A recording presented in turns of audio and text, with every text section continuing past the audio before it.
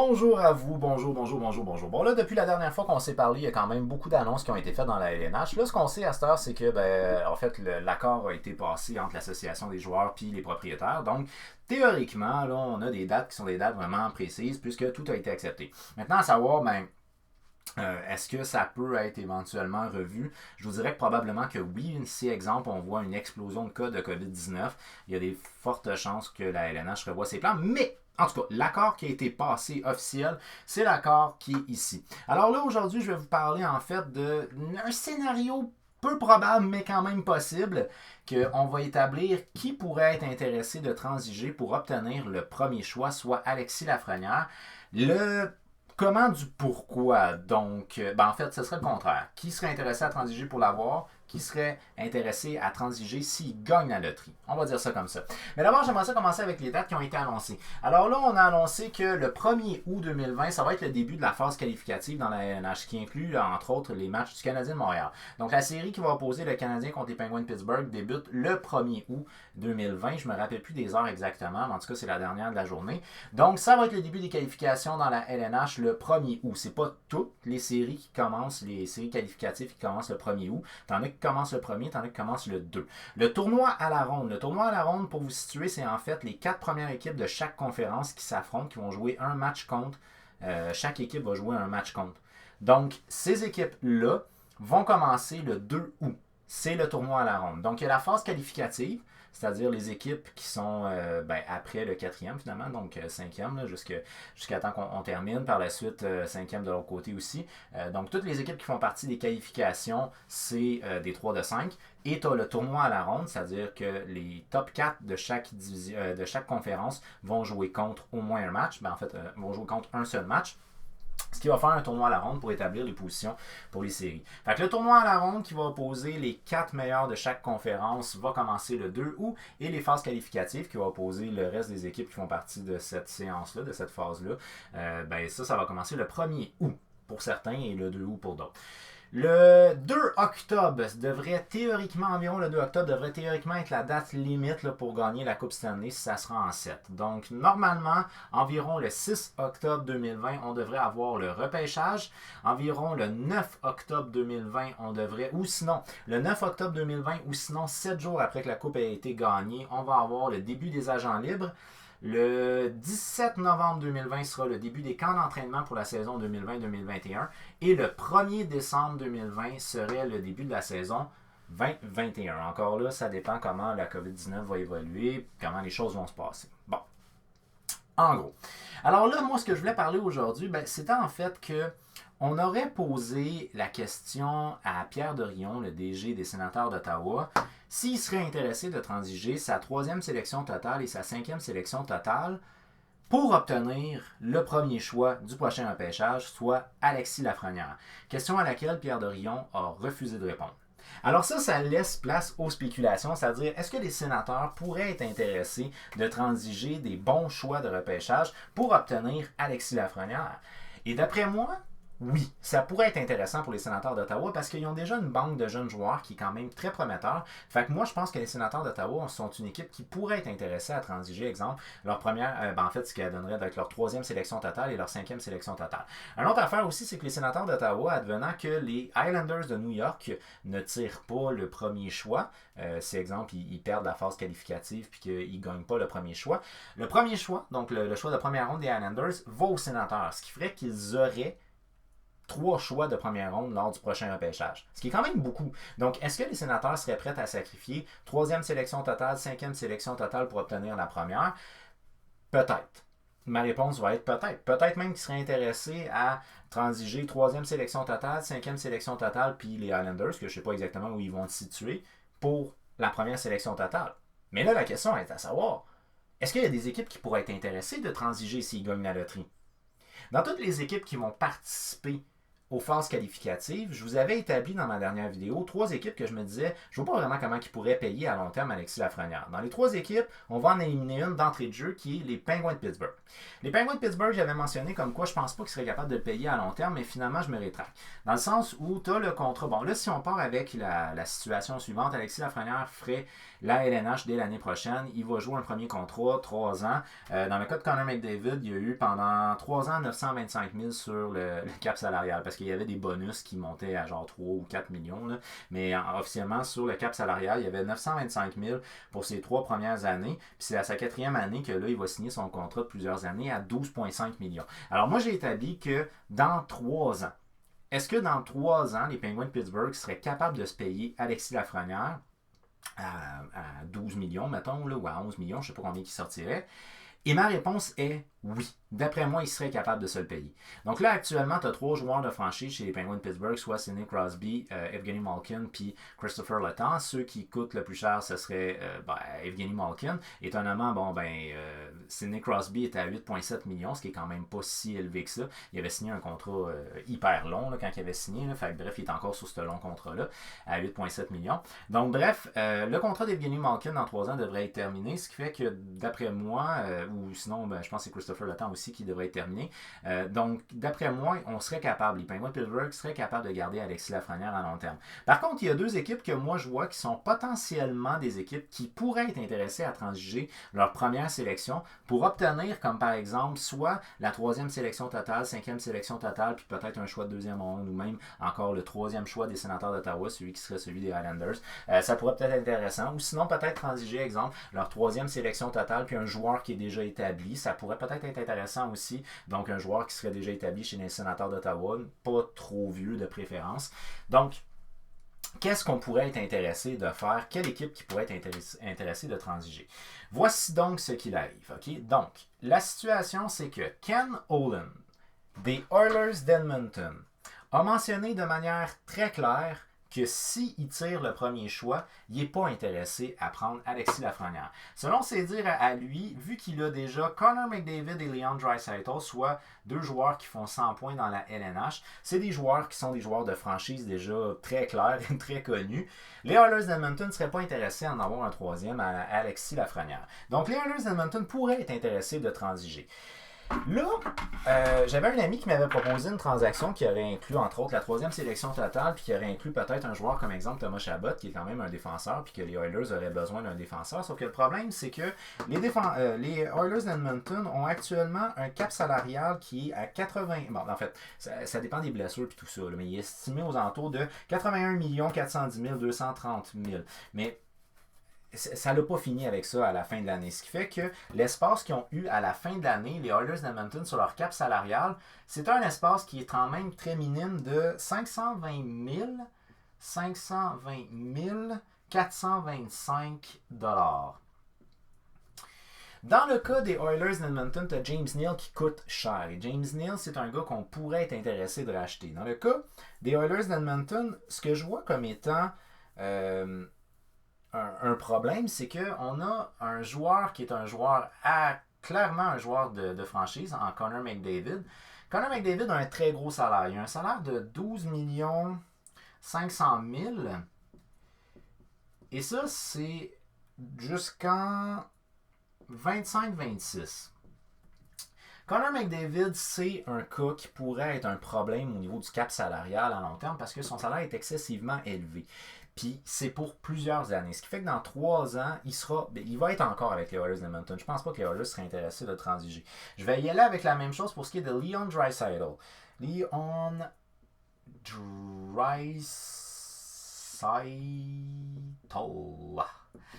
Draisaitl, lui, qui va gagner 8 500 000 et ça jusqu'en 24-25.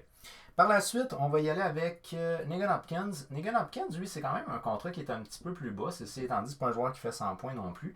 Dans le cas de Negan Hopkins, lui, il a 6 millions jusqu'en 2021. Donc lui, son contrat achève. Ça se pourrait qu'on l'échange à ce moment-là. Et on a James Neal, qui est un fardeau financier pour les Oilers, qui est signé à 5 750 000.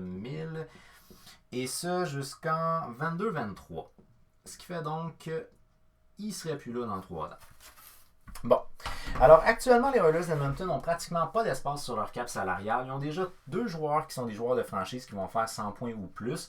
Puis, ils ont quand même un certain fardeau financier qui, même s'ils achètent dans pas long, donc à ce moment-là, on pourrait libérer de l'espace, je pense pas que ce soit nécessairement super intéressant pour eux autres de rajouter un autre contrat qui serait probablement à 11-12 millions, puis de rajouter aussi un autre joueur de franchise à la même hauteur que Alexis Lafrenière. Dans le sens où, s'ils transigent le premier choix d'Alexis Lafrenière, ils ne vont pas aller chercher juste un choix de première ronde. Ils vont aller chercher plus que ça. Si, comme par exemple, la transaction qui m'avait été proposée serait avec les sénateurs d'Ottawa, transiger Alexis Lafrenière, donc le premier total, puis transiger avec les sénateurs pour la 3e sélection totale, puis peut-être un choix de 2e ronde, et Thomas Chabot. Peu probable qu'on voit Thomas Chabot, même si on rachète James Neal, ça serait difficile. Il faudrait qu'il y ait une transaction qui inclurait, exemple, Ryan Nugent-Hopkins pour libérer, parce que Thomas Chabot est quand même, je pense que c'était à 8,5 millions, si je ne me trompe pas. Donc, tu sais, il y a quand même un salaire relativement élevé. Mais je pense que pour une équipe comme les Oilers d'Edmonton, d'avoir un 3e choix total, Thomas Chabot, ça serait intéressant. À savoir maintenant, est-ce que les sénateurs seraient intéressés de laisser partir Thomas Chabot, qui ont signé pour plusieurs années, en qui ils ont énormément confiance? Je ne suis pas certain. Mais pour ce qui est des Oilers d'Edmonton, si on réussit à obtenir la 3e et la 5e sélection totale des sénateurs d'Ottawa lors du prochain repêchage, mais regardez un peu quel genre de joueurs qui sont dans le top 6 selon le LNH.com. On a bien entendu Alexis Lafrenière qui est listé premier dans la LHGMQ, 112 points en 52 matchs. Selon les différents scouts que j'ai consultés, il devrait être un joueur qui va faire un peu plus que 100 points saison dans le cas d'Alexis Lafrenière. La description d'Alexis Lafrenière, c'est que c'est un talent d'une génération. Donc c'est quand même assez huge comme genre de description. Le gars, il est établi comme étant un prospect suprême. Rien de moins. On établit donc que Alexis Lafrenière devrait être une superstar dans la LNH. Mais les autres sont pas piqués des verres non plus. Là, dans le cas, pardonnez-moi si je le prononce mal, de Tim Stützle, we'll guess c'est Stutzitz. Tim Stutzitz, lui, il joue dans la Ligue d'élite d'Allemagne. 34 points en 41 matchs contre des joueurs qui sont des hommes. On établit son potentiel à un gars qui devrait faire peut-être un peu moins de 99 points. Donc, dans le gauge de, disons, 80 à 99 points pour ce qui est de Stutzitz. Quinton Stunzel, on l'établit comme étant un joueur qui est rapide d'exécution et très rapide sur ses patins. Dans le cas de Quinton Byfield, lui, c'est dans la Ligue de l'Ontario qui joue 82 points en 45 matchs. On établit que c'est un gars qui devrait faire un petit peu plus que 100 points dans la LNH. Ses points majeurs, c'est sa vitesse, ses skills en général et sa force physique.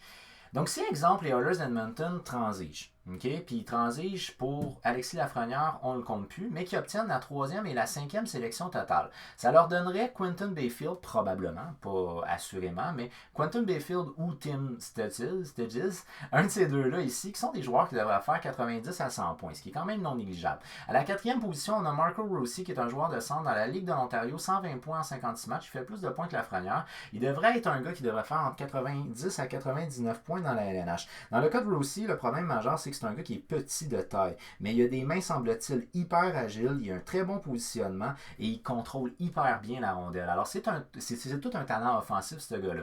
Dans le cas de Jamie Drysdale, lui, il joue dans la Ligue de l'Ontario, 47 points en 49 matchs. On établit que c'est un défenseur qui devrait faire environ 62 points dans la Ligue nationale de hockey. Drysdale est établi comme un défenseur clairement offensif, très fort sur l'avantage numérique et il a un coup de patin élite.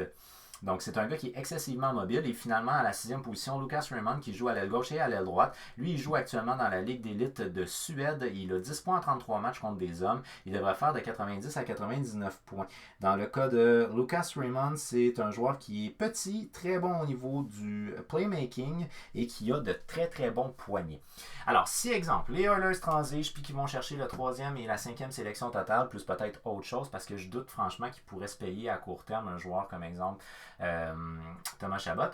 S'ils obtiennent la 3e et la 5e sélection, donc ce qui est l'ordre approximatif actuel, d'avoir un joueur comme Bayfield et d'avoir un joueur comme Drysdale, ça peut être super intéressant pour les Oilers d'Edmonton. Il y aurait déjà un joueur de centre qui serait un joueur de centre très fort, avec un haut, mais très fort physiquement, avec un haut potentiel, qui pourrait faire peut-être environ 100 points dans la LNH. Puis il y aurait Jamie Drysdale, qui serait un défenseur mobile offensif, qui répond très bien dans les deux cas au style de jeu qui est préconisé par les Oilers d'Edmonton. Alors je pense que les Oilers d'Edmonton Edmonton pourraient être intéressés de transiger leur premier choix total pour obtenir un gars comme exemple Quinton Byfield et Jamie Drysdale. Si advienne que la transaction se donne, à ce moment-là, les Oilers ne seraient pas à plaindre. Ils pourraient aller chercher aussi, exemple, un joueur qui aurait un fort potentiel du côté des Sénateurs, mais qui joue peut-être pas en ce moment, ou peut-être qui a été décevant, exemple White ou Barrison. C'est peut-être des gars qui pourraient intéresser les Oilers parce que c'est des gars qui sont mobiles, très offensifs. Fait que je pense que les Oilers pourraient très bien trouver leur compte dans une transaction avec les Sénateurs d'Ottawa, même s'ils perdraient Alexis Lafrenière, ils ne perdraient pas nécessairement hyper au change s'ils vont chercher un gars comme, mettons,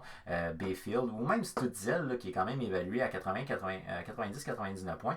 Tu sais, avec les Oilers d'Edmonton, si ce gars-là joue à l'aile gauche, je veux bien que Lafrenière est à l'aile gauche, mais lui aussi il serait à l'aile gauche. Hein. Il pourrait jouer avec Connor McDavid, il pourrait jouer avec Leon Draisaitl. Donc, je pense que c'est des transactions qui pourraient être intéressantes parce que lui pourrait très bien remplir le rôle au niveau de l'aile. Quinton Byfield, à ce moment-là, peut-être que Draisaitl pourrait aller à l'aile parce que des fois, Draisaitl joue à l'aile. Donc, tu sais, il y a des moves qui pourraient être faits, puis d'aller chercher un défenseur top-notch comme ça pourrait être super intéressant pour les Oilers d'Edmonton. La troisième équipe que je vous avais mentionnée et la deuxième que je vais établir comme étant peut-être une des deux seules qui serait intéressée à faire une transaction, même s'il tire le premier choix, Alexis Lafrenière, qui serait intéressant à faire une transaction avec les Sénateurs d'Ottawa, ce serait les Maple Leafs de Toronto. Je me disais, je vois pas du tout comment est-ce que les Maple Leafs de Toronto à long terme seraient capables de se payer un autre joueur de franchise. Ils ont déjà 3 joueurs de franchise dans cette équipe-là. J'entends par là, 3, peut-être même 4, là. Mais en tout cas, on va dire, j'entends par là 3 joueurs de franchise, Austin Matthews, John Tavares, Mitch Marner. Donc cette équipe-là a déjà des joueurs de franchise offensifs. Je ne sais pas si ça serait vraiment super intéressant pour eux autres de rajouter un autre joueur de franchise au niveau offensif, mais on pourrait être intéressé de transiger la première totale pour aller chercher 3e et 5e totale. Dans le cas des Maple Leafs de Toronto, les Maple Leafs de Toronto ont actuellement un espace sur le cap salarial qui s'élève à la hauteur de 0 nada. Ils n'ont pas d'espace sur le cap salarial actuellement. Donc, ils ont en ce moment Austin Matthews. Austin Matthews, qui fait partie des plus hauts salariés de cette équipe-là, il est signé à 11 634 000 jusqu'en 23-24. On a John Tavares qui lui est signé pour 11 millions. Et dans son cas, lui, il est signé jusqu'en 24-25. 24-25. Et finalement, on a Mitch Marner, qui est un excellent joueur offensif, signé à 10 893 000 $. Et ça jusqu'en 24-25 lui aussi. Fait qu'on a des joueurs qui sont des joueurs de franchise qui sont signés pour plusieurs années puis quand même à un bon montant d'argent. Donc je pense que ça pourrait être intéressant pour une équipe comme les Maple Leafs de Toronto de transiger le premier choix total Alexis Lafrenière au Sénateur d'Ottawa. Puis à ce moment-là, ils pourraient être intéressés d'aller chercher d'autres joueurs. Donc dans le cas ici des Maple Leafs de Toronto, je pense que pour eux, c'est à peu près le même genre de situation. Ils ont une très bonne attaque comme les Oilers d'Edmonton. Ils ont des joueurs de franchise à l'attaque comme les Oilers d'Edmonton. Ils ont peut-être une faiblesse au niveau des défenseurs. C'est peut-être un petit peu moins. Les Oilers payent un petit peu plus leurs défenseurs puis un petit peu plus leurs gardiens que les Maple Leafs de Toronto. Dans le cas des Maple Leafs de Toronto, ils ne payent pas du tout leurs gardiens. Je vous dis un petit peu plus, mais dans le fond, non. Les Maple Leafs ne payent pas du tout leur gardien, tandis que les Oilers, eux autres, ils ont quand même un gardien à 4 millions quelque chose. Donc bref, je pense que même pour les Maple Leafs de Toronto, ça pourrait être intéressant. Actuellement, ils n'ont pas de place sur l'espace salarial, sur le cap salarial, ce qui fait qu'ils ne seraient peut-être pas intéressés à aller chercher un joueur qui serait un joueur déjà établi dans la LNH. À ce moment-là, on aurait un potentiel qui serait peut-être pas tout de suite l'année prochaine, mais qui serait peut-être dans 2 ans. Donc, est-ce que les Maple Leafs ont le temps d'attendre? Oui. Est-ce que les Oilers ont le temps d'attendre? Oui. 2 ans, c'est pas bien long, anyways. Hein. Fait à ce moment-là, on pourrait aller chercher un gars comme exemple Stützle ou sinon Bayfield. Tu sais, dans le cas des Maple Leafs de Toronto, d'avoir un joueur comme exemple un ailier gauche, qui soit un ailier gauche Stützle au lieu de Lafrenière, qui serait un gars qui ferait 90 à 99 points, il pourrait jouer avec exemple, il pourrait jouer avec Tavares, il pourrait jouer avec Austin Matthews. Je pense que ça peut être super intéressant. Rajoute dans ton top 6, tu sais, un gars comme Marner, puis tu as quand même 2 très très bonnes lignes. Fait que si, mettons, Marner est sur la première ligne, disons qu'il va jouer avec Austin Matthews sur la première ligne, ou il va jouer avec Tavares sur la première ligne. Après ça, sur la deuxième ligne, tu aurais, disons, Ben, l'autre, tout simplement. On va dire ici, bon, Tavares sur la première ligne, puis Matthews sur la deuxième, ok? Donc, Tavares qui jouerait avec Marner, puis tu aurais Matthews qui jouerait avec Stützle. Donc, ça serait super intéressant. Et un gars comme exemple, Quinton Bayfield, peut-être même Marco Russi. On n'a peut-être pas nécessairement besoin d'un gros bonhomme si on veut pas opter pour ça. Ça pourrait être intéressant. Et puis sinon, ben, en termes de défenseurs, je pense que Jamie Drysdale peut être intéressant pour les deux formations parce que c'est deux formations qui sont très portées à l'attaque. Fait que si une équipe aurait, exemple, pas nécessairement intérêt sur un point de vue financier, qu'ils ont déjà des joueurs de franchise hyper intéressants au niveau de l'attaque, je pense que ça peut être intéressant de transiger le premier choix total à une équipe comme les Sénateurs d'Ottawa qui serait capable de nous donner 3e sélection et 5e sélection totale. Puis à ce moment-là, dans le top 6 des prospects pour cette année, ben, tu as quand même des joueurs qui ont des très très forts potentiels, des joueurs qui peuvent aller chercher plus de 100 points ou même en termes de défenseurs aux alentours de 60 à 65 points. Fait que moi, je pense que oui, c'est quelque chose qui serait possible. Mais là, le point qui va être décevant pour les fans des Sénateurs d'Ottawa, c'est que je doute que ces deux équipes-là vont perdre. Parce que d'après moi, dans leur phase qualificative, ils ont des très bonnes chances les deux. Mais, sait-on jamais, advenant qu'ils perdent dans les phases qualificatives et advenant qu'ils tirent le premier choix au total, je crois que les Oilers d'Edmonton et les Maple Leafs de Toronto pourraient avoir une forme d'intérêt à transiger leur premier choix total à une autre formation. Les Sénateurs d'Ottawa qui, semble-t-il, sont prêts à aller all-in. Il y a juste les Oilers qui ont dit clairement qu'ils n'étaient pas intéressés à Lafrenière, donc on pourrait avoir une transaction qui inclurait, exemple, 3e, 5e sélection totale. Je pense que ça serait très possible, peut-être avec autre chose, peut-être avec un joueur, avec un autre choix au repêchage ailleurs, dans le repêchage, je ne sais pas. Mais en tout cas, bref, les Oilers, je pense qu'il y a des très bonnes chances, les Maple Leafs peut-être un peu moins, mais il y a quand même une certaine possibilité. Advenant que ce ne sont pas une de ces deux équipes-là, mais une des autres 16, donc là on tomberait à 14 équipes potentielles qui tireraient le premier choix. Là, tu vas en avoir 8 total qui vont être éliminés.